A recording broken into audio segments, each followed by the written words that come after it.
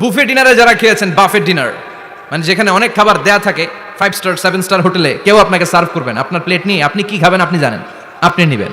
ওইখানে সব কিছু অনেক আইটেম থাকে। আপনি কাবাব খাবেন, শিক কাবাব, ফ্রাই কাবাব, ঝাল কাবাব, জালি কাবাব, কাশ্মীরি কাবাব, হায়দ্রাবাদি কাবাব, ইউরোপিয়ান কাবাব, টার্কিশ কাবাব, 8-10 ধরনের কাবাব থাকবে। সুবহানাল্লাহ পড়েন। সালাদ খাবেন, ঝাল সালাদ, টক salad, fry salad, fruit salad, yogurt মাখানো সালাদ, টক দই দেওয়া সালাদ, মিষ্টি দইয়ের সালাদ। সালাদের 7-8টা ধরন থাকবে। মুরগি খাবেন, গরু খাবেন, মিট আইটেম অনেকগুলো থাকবে।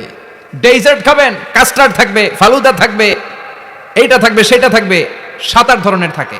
তো প্রথম যারা বুফে ডিনারে 5 স্টার হোটেলে কোনো প্রোগ্রামে খেতে যায়, তারা প্রথমেই প্লেটে এত নিয়ে নেয়, পরে সামনে দেখে যে আরো মজার মজার আইটেম আছে, ওগুলো আর খেতে পারে না। আছে না নাই?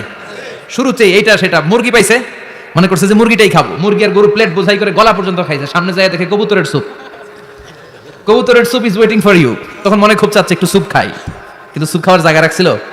কথা কন।